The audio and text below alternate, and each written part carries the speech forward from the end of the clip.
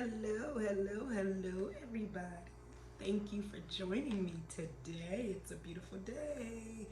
The sun is shining. It's a nice temperature. I am actually located here in Detroit. I don't know where you guys are, Detroit, Michigan, but today's a good day. So, for those of you who don't know me, I'll definitely introduce myself, but of course, I gotta give a shout out to those who subscribe and who follow me. And if you have not hit that button so that you can keep up with the latest videos that I have for you. So, for those of you who don't know me, thank you so much for joining me today. And my name is Tanya K. Austin, and I am your personal coach.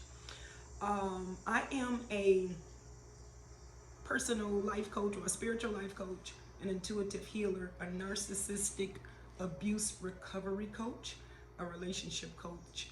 I also have a degree in behavioral science with a particular specialty in family studies as well as mental health studies. So we all know that narcissistic personality disorder is actually a mental illness that's in the mental illness book. There are criteria, however, that determines this particular mental illness. I personally do agree that those checks have to be checked off. At least, I think it's at least 7 of them. 6, I think it's at least 7. It's 9 of them. If you have at least 7, and it actually just does not occur with you in a relationship, but it extends into family lives, work lives, and just social lives, period, where there's always these things that follow this particular person, whether they've been to a doctor or not. If they at least have the personality traits of a narcissistic person, then they can go into this category of abusive behaviors because they carry the traits, they exemplify the behaviors, but they're not diagnosed. Of course not, because most of them aren't going to the doctor. That's why I personally believe why you have a low percentage of people that are actually diagnosed with it. But that does not mean that it's a bunch of folk walking around. And I actually think that since my awareness from narcissistic abuse, because I am actually also a survivor of narcissistic abuse, and that's why I started this channel and this business and my coaching, because I really wanted to help people that are dealing with this toxic, dangerous, life-threatening situation to find a way through it, even if you decide to stay with the person. Because some people that have narcissism, if they actually put in the work, because it's only them simply healing from childhood trauma, just like it is with the person that deals with the narcissist. And I actually talk about that dynamic in another video. But thank you for joining me today. I got a little off track, but let me get back focused. But thank you for joining me. Subscribe to my page, like and share. If you want to reach me, I will definitely give my contact information out to you. So today we're going to talk about accepting who the narcissist really is. Like, really, who they really are. And as I was describing them before and talking about them before, a narcissist is someone who is literally stuck in that childhood age or season of their life, because it could have been multiple array of things. Like my narcissist, my ex-husband that I just recently separated from because I got that strength to leave. And that's what these videos that I do are all about. It's me spilling over my strength to you so that you can begin the process of leaving that narcissist, or at least living a healthier life mentally if you're going to physically stay with them. I tried that, it didn't work. I wouldn't suggest it unless you have to, but I would suggest it only to stick it out until you're able to get out. But when you have an opportunity to leave, definitely leave, because it's nothing you do, and I'll talk about that later. It's nothing you can do to help the narcissist, and you have to accept that. And that's what acceptance is. When you accept something as true, you can't change it. You just have to deal with it and still be able to live your life from a healthy perspective. That's what acceptance is. And once you realize that about a narcissistic person, once you realize that no matter what you do, not them, but you, no matter what you do, it was no matter what I did with this man, it was never good enough. And that good, those keywords, not good enough, those 3 keywords are what rang in my psyche and in my subconscious my entire life, which is why I was attracted to him in the first place. But it was to the point where he was so toxic and so narcissistic, like he's on the extreme realm of it, that the Lord used him as like, okay, Tanya, seriously, now you've been through all these men. You've repeated this, and I'm actually doing a video about repeat dating, and I'll talk about that on my other video when I ask my 5 questions. But why are you repeat dating? This is the same thing. It's just worse this time. And even with the narcissist, when you break up with the narcissist and get back with them, they become worse than what they were before, because in their mind, you're feeding their ego, which is you can't live without them, because they think that about you, that you can't survive without them. But the reality is they're projecting their true feelings onto you. So once you accept that you can't change them, you'll never be good enough. You'll never be right. You'll always be to blame. It does not matter what you say, what you do. It doesn't even matter if they apologize, because as soon as they stop apologizing, they're going to go back to being narcissistic again. Because even in the fake apologies, that's a part of the narcissistic cycle, because they really don't mean what they're saying.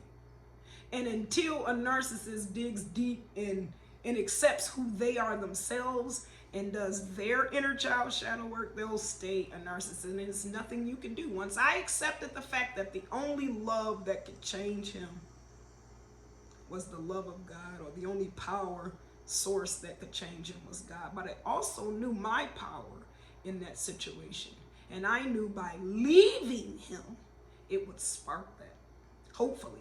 If not, oh well, that's on him. But I did my part. I learned the lessons that I was supposed to learn, and I removed myself, which sparks him now, since he says he loves me. And that was another one of the questions: does narcissists love? And yes, they can love, only to the extent of what they believe love is. His love for me was toxic and fighting and breaking up and all of that. So that's not love to me. So no, in the sense of normal love and functioning from a healthy place, no, they can't love for real, because it's always temporary with them.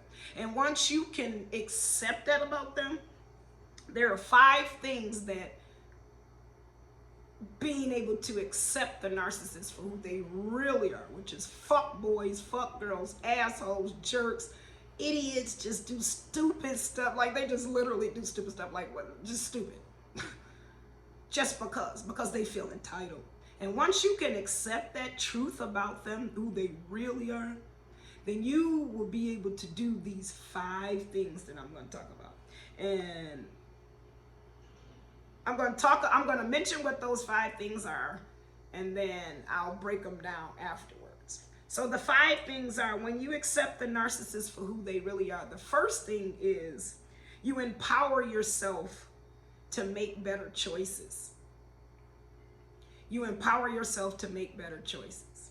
Number 2, you give yourself permission to move in a better direction, or to move forward, to do better and to get better and to be better. You give yourself permission to live a better life, to move forward. Number 3, you release your responsibility to worry about them anymore. And that's a big one, which is to do with codependency and childhood traumas of your own. Number 4, you allow your mind to redirect its focus. Your mind can be shifted from the narcissist and onto you.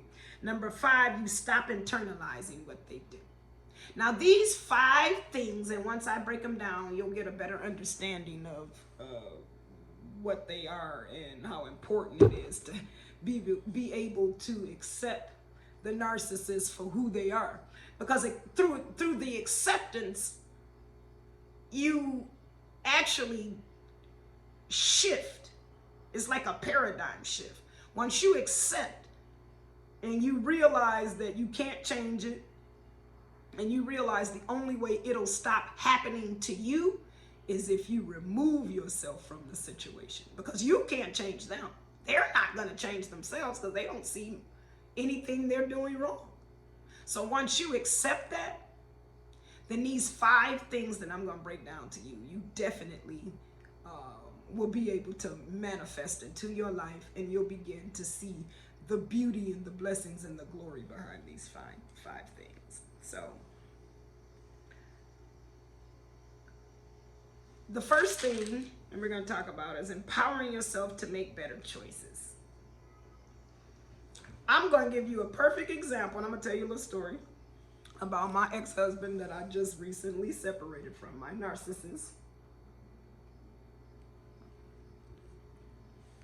One day, actually, 4th of July this year, COVID, 4th of July year, COVID year, 2020, oh my God. Anyway, we weren't getting along, which we usually didn't do anyway. Our neighbors were having a party. We barbecued, but we didn't have a party. It was just him and I. The neighbors were having a party, and there were some women over, and he has a fascination with women. Loves them. Disrespectful as fuck with me, but whatever. Anyway, fascination with women, new women, turns him on, makes him feel good, power. He was muscular and big, so tight t-shirt he wears outside, barbecuing on the phone with his family members, talking about me, arguing back and forth with me every time he comes in the house, picking with me. Anyway, we had an argument. I left, went to the store. While I was going to the store, he called me. I didn't know, because I was taking a break. He threw the keys at me, told me to leave. Okay, I needed a break. Get away from me, whatever. Okay, this is one of those days. We were going to argue, so I already knew off rip. Just barbecue the meat, and that's it. That's the only conversation we'll have with the meat. Good morning and the meat. That was it. So it was already planned. That's where we were. Come back.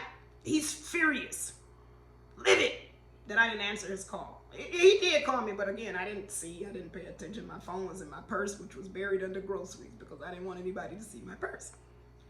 Again, and it's weird because he wouldn't talk to me at home, but as soon as I would leave the house, he would call me and worry about me. But anyway, that's a whole nother story. So upon coming home, attitude, furious, we're arguing. I think we did get physical. I don't know. Maybe, I don't know. I can't remember. I think we did. I don't know. We may not have not. Anyway, fast forward. We're having this conversation while I pull him in our room, private, away from the neighbors and their friends, so it can just be us. Nobody can hear the conversation. I asked him, I'm nice, calm, because I've been calm all day. I've been calm the past couple of weeks, actually not responding because I've been gray rocking him, which is something that I talk about, which is when you become emotionless. And I'll talk about that later too, is when you become emotionless to a narcissist and they get bored. But anyway, this particular day I was nice and I asked him calm and peacefully, sweetheart, babe, what do you expect? What do you want from the marriage? Attitude and calling me out my name and going back and forth outside. I knew that I needed an answer and I wanted to know the truth. But before I had this conversation with him, I actually did been praying and asking the universe to reveal to me, again, as usual, the truth and what to decision, because I was ready to make a choice and a decision to make. Again, making a better choice for myself. So I gave myself permission. When he cussed me out and said, fuck this marriage, fuck you, he's tired, he's done, and so aggressive and mean and nasty, and just kept just was filthy. I cried that entire night. He thought I was actually crying because he hurt my feelings. It hurt what he said, the things that he said, but I was crying because I was relieving that burdensome gorilla off my back. I knew that I accepted the fact, at that moment, I accepted the fact that this is his truth. This is how he really felt about our marriage. This is how he really felt about our relationship, because every time we would get into disagreements, it would turn into discord, and it'd always go back to he's not happy, doesn't want me, he just chose me, whatever, a bunch of BS. And actually, in reality, the truth is, and I accept it, it's not BS, it's his truth. He literally told me that I didn't offer him anything when we first met, because anything to him, everything is money but love. I offered him love. Once we discussed what that meant, then it was, oh, you offer me love. Okay, but he doesn't value love, he values money. So anyway, I didn't offer him anything, and I had to accept that. And listening to him talk, accepting. But that acceptance gave me the strength to say, you know what, fuck this, because it does not matter what I do. I'll never be good enough for him. And I will always battle and go back and forth with him when it comes to women, money, and just the role of a man. He was so toxic. He knew nothing about relationships. Surely knew nothing about being a husband, and definitely didn't know anything about being a stepfather or a parent. So that was, again, my choice, and I had to accept that. That was part of my acceptance. I had to accept the fact that I made a bad choice. And once you ball all of that together, you become empowered to make better choices. So from there, I was able to do the things that I need to do and to prepare myself. And maybe, 2 weeks later, 3 weeks later, he was out of here. I made a better choice. I made a better choice for myself. So accepting the narcissist for who they are allows you to empower yourself to make better choices. Number 2, give yourself permission to move forward. And because I made that better choice to leave, I was able to realize, and it took me about 2 weeks after him leaving for him to stalk me and leave crazy messages and remind me the few times he did get me on the phone of why I left, even though he was trying to court me and start all over, but he was really just homeless and needed somewhere to stay, or sought somebody, he needed to feed somebody to dump his mess on. And to him, that was me. So it really wasn't that he wanted me back and all of the bullshit that he told me. He learned a lesson and all of that, whatever. It wasn't any of that. He just knew that he thought I was still the same woman that he first got with. That was his mistake. And he thought that those things would get the same response from me, but they didn't. So I was able to accept that he is a narcissist. I cannot change him, even after the proving he's changed stage. Because there's no way I'm about to be homeless sleeping on no bench, supposedly, for 2 weeks. And I'm out here throwing in my husband's face the same men I cheated on him with. He's a mess. A mess. Just a mess. But from that toxicity still trying to infiltrate my peace, I was able to say, enough is enough. Block on social media. Well, I actually blocked him on social media before 2 months before we separated. He didn't even know. That's how disconnected we were. But I allow him to call me from various phone numbers so I can get an idea of what numbers he would call me from. And he just made one last comment that just disgusted me and just totally and obliviously just reminded me, get the fuck out of his life. Leave me alone. So I blocked him in all of those numbers, and then he called me from another number. I blocked that as well. And definitely, I battle with changing my number, but I may have to, because he definitely knows where I stay as well, because we live together. And I hope he doesn't come here. But anyway, that's a whole nother story. But because I accepted that, I'm able to even have this conversation with you. I'm able to even explore these new things, which means I'm moving forward. It's been some weeks since we've separated, and I'm moving forward. I'm moving forward. I'm moving forward. So, number 3, release your responsibility to worry about him anymore.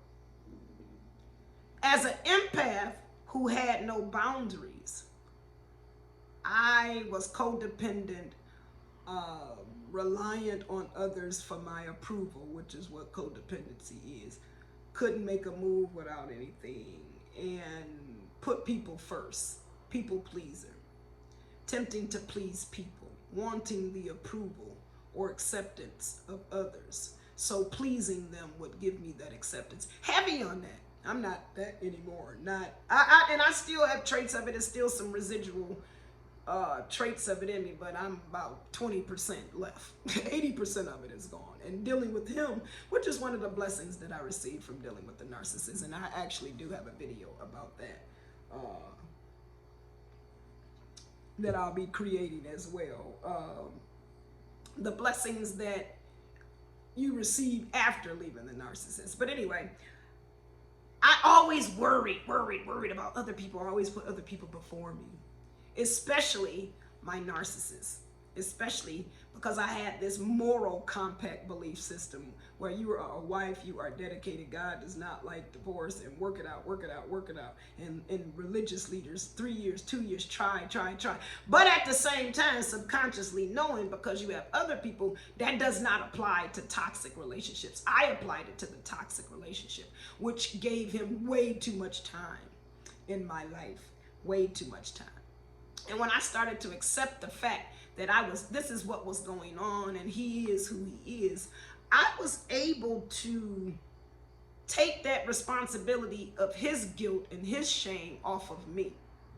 Yeah, I felt guilty for picking him and shameful for the choices that I made surrounding around having him in my life. But what he's doing, I don't have no bearing on me.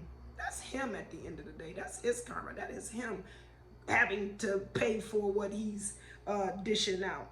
So I had to learn that all the time I spent worrying about his mental health, his psyche, his healing, his survival, his peace, his joy, his happiness, and it wasn't being reciprocated. And I definitely started to resonate and understand this. I accepted that he was unable to give me any of this, because again, it goes back to my childhood trauma of where my parents didn't do it. It didn't matter what I did. It was never good enough. It was never good enough. And he was an exact replication of the dark sides or the shadow parts of the inner child within me that was still sad and crying and wounded. But because I realized that, and because I came consciously aware of what he represented in my life, and that's what acceptance is. Consciously aware that you can't change this. You can just live and learn and move forward and do what you need to do from there, and don't look back. Because when you leave a narcissist, you can't look back.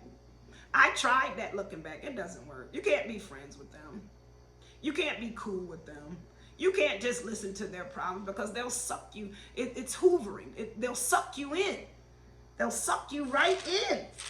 They will suck you right in. They will suck you right in. A narcissist will suck you just like a Hoover vacuum cleaner back in just from their drama. So you have to block them and get rid of them. And you have to stop being responsible for the things that they did, and hold yourself responsible for what you did. And not even the reactions that you gave them or the responses that they did from you. Hold yourself accountable and responsible for choosing them and allowing them to stay in your life. That is what you are guilty of. But you do not have to carry the guilt or the shame. And once you accept that about yourself and about them, you understand that. And you shift that responsibility from worrying about them and taking care of them, and you put it on yourself. Because don't you deserve it? And if you say no, then you need to do some inner child shadow work, and I'm definitely available for that. And if you say you do, then good for you. Keep doing what you're doing. You're on the right path. You're on the right path. Number 5, stop internalizing what they do. OMG, as an empath, we take things personal, but once you learn to have boundaries and you learn to establish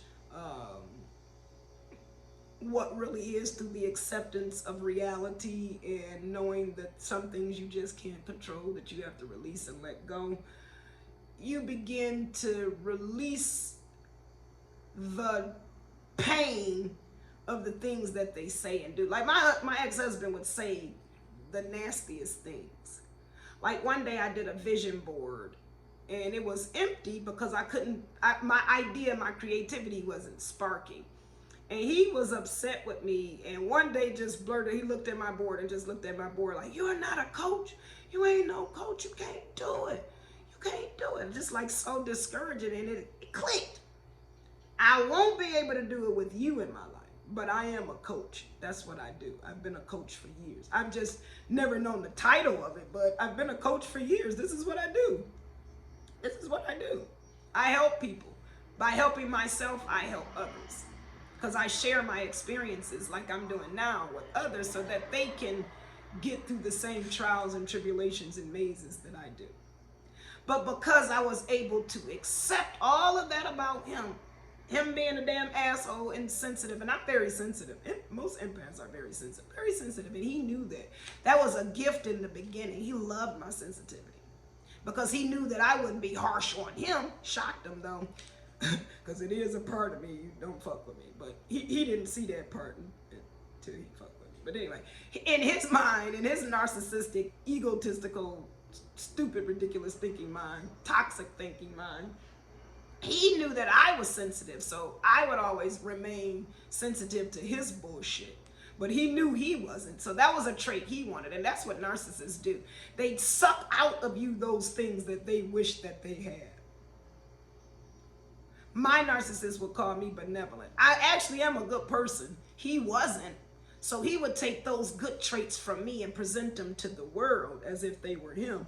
And the bad traits that he presented to me would come out of me towards him, and he would present those to the world. So it was shifted as if I was the bad person and he was the good person. You know, they gaslight you. They play mind games. They just crazy. Like, I really think that it's just satanic and demonic. Like, they really need to just cleanse themselves and just heal. But once you accept all of that, and you do your internal healing, that's important too, because all of this is based off of your own ability to do your own internal healing. Because if you don't get to a place where you do your inner child healing and your shadow work, you won't be able to accomplish these, because you won't even be able to accept who they are. You'll still be in the idealization of the romanticization of the relationship. You'll be in the love bombing phase forever, still chasing that, because that's what it is. You're chasing that love bombing phase because those things that they studied about you, they didn't learn them, they just studied and mimicked them and threw them back at you. That's why you fell in love with them, and that's why you, oh my God, it's just, where have you been all my life? You're right here. They pretend to be what you are, only wearing their mask, and present it back to you so you feel like you're connected to them, and whoop, they got you. Because once they know that they have you, it's on and popping for them. They do what they need to do. But when you accept that, you can empower yourself to stop taking personal, whatever they say. And that's what I mean about gray rocking, because gray rocking allows you to become emotionless to a narcissist. You become boring to them. And yes, they will definitely pull out things in you to get that attention, because narcissists thrive off of that friction, that drama, that toxicity. That's what makes them thrive. And that's why they enter into relationships with people who have these certain empathic qualities, because an empath feeds off of fixing people. So you want to fix the narcissist for stop treating you bad, but they thrive off treating you bad. So they operate off treating you bad, and you operate off fixing them, and it never ends. So once you accept that about them and yourself, you heal yourself, you're able to stop internalizing the things that they do, because again, you're shifting your focus onto yourself. You're going in a new direction. You're accepting things. You're understanding, and your understanding brings clarity, and that clarity brings rationalization, and common sense pops in, and you begin to see the narcissist for who they are, which is a goddamn fool. They crazy, like and it's sad, because as an empath, I don't wish any harm on him, but I do at the same time, because you hurt me and I really need you to grow. And that harm only spiritually and divinely ordered so that it can help you grow and stop being like that. Because I literally got to the point where I was ready to kill this man. I literally, the day before he left, I literally had to pray to God to find the strength not to kill him. I don't feel that way anymore, because the next day I woke up, the opportunity in the heavens, it's like the heavens opened up for him to leave. It was like it was put in his spirit to leave. So, and it goes to show you how God works in this situation, even in this situation, in God's grace. If it wasn't for the grace of God, OMG, I don't know how in the hell. Never would have made it. I could sing that song every day. For real. Oh my God, if it wasn't by the grace of God. Say loud.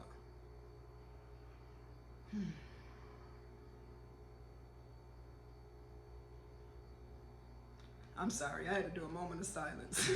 Because God's grace saved my life and saved my kids' life. And look up the grace of God. And know that in your narcissistic situation, God's grace is with you. This is where I learned. I read about God's grace, and I thought I knew what it was, but I never knew what it was. And it's a difference about thinking you know something and knowing something. I know what God's grace does. And when they say God's grace is sufficient for thee, yes. Believe it. Believe it. Because that, if you don't believe nothing else in the Bible, or nothing else, anything else about what God says, he got your back, and he's going to have your back by giving you his grace, because during that situation, he knew that I needed to learn these lessons that I'm learning, that I learn, that I teach, because he knew that I was ready for the next dimension of my life, and he knew that this damn fool was going to teach me, but he knew that it was time for me to learn them and remove, because he was sick of the toxicity himself. He didn't approve it, because by God's grace and my disobedience, I entered that relationship. And we're going to talk about that too. My disobedience had me enter into this relationship with God, because God told me don't do it. I didn't listen. And I got what I deserved, but I got what I needed too. So these five things, again, once you get that strength to accept the reality of who they really are. Remember, focus on the really, not the love bombing, not the hoovering, not any of that. Focus on the devaluing. Because the devaluing phase is their core.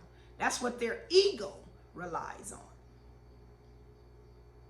Their conscious mind relies on the love bombing and the idealization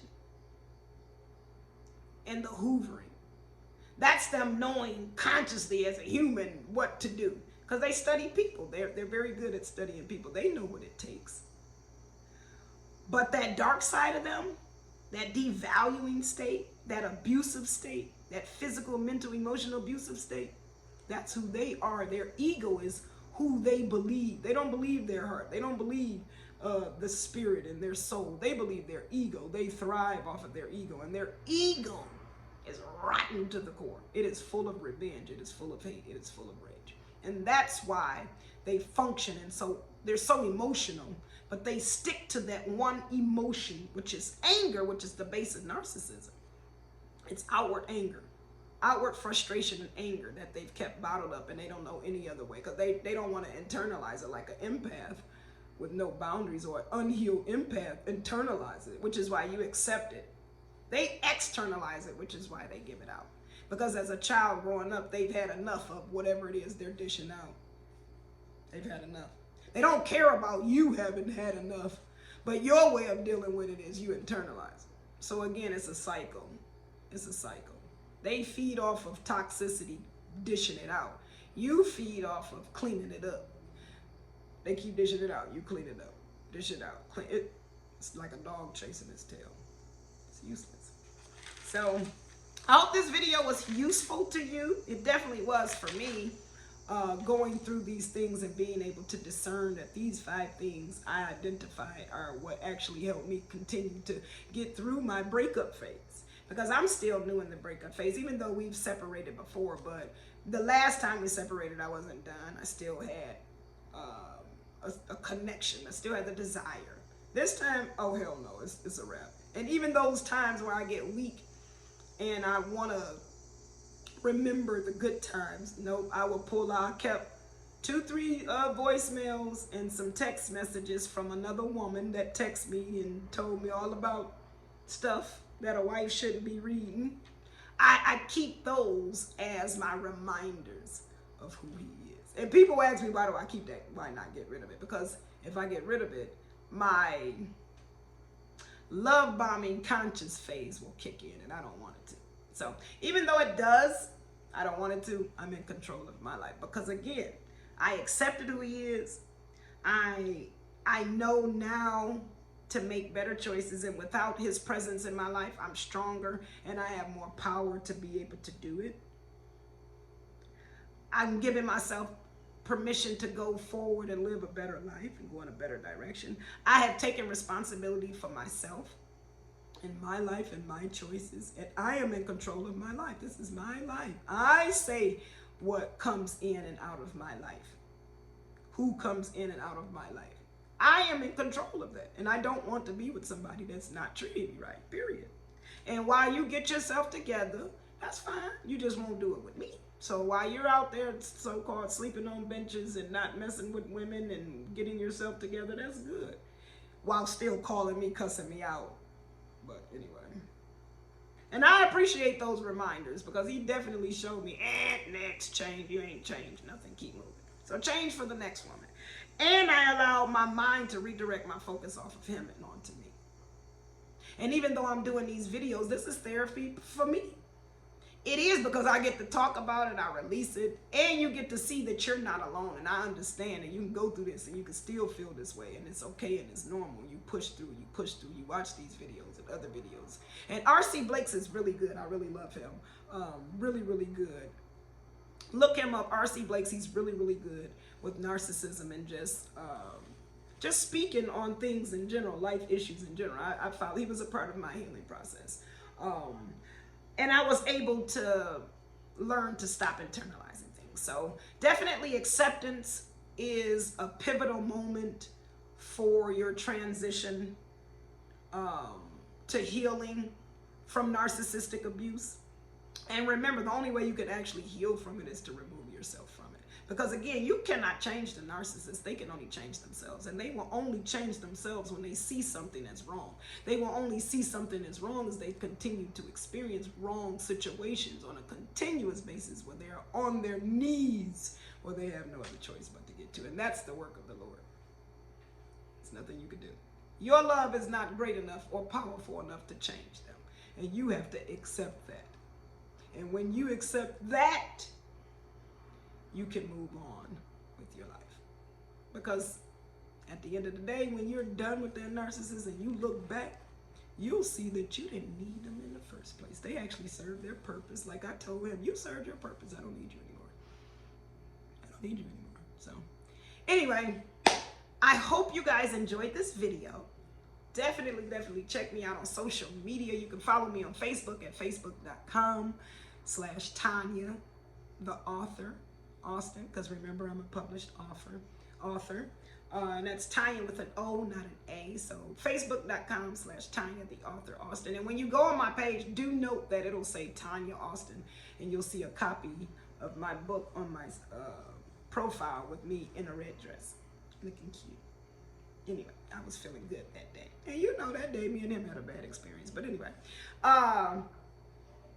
see, that's part of the flat is like bad memories just flicker in my head every now and then. And that's part of the healing process. It's okay. But I recognized it and you catch it and you keep moving. And that's a tip for you today too. So anyway, I hope these five tips helped you. They really helped me to get through my healing process.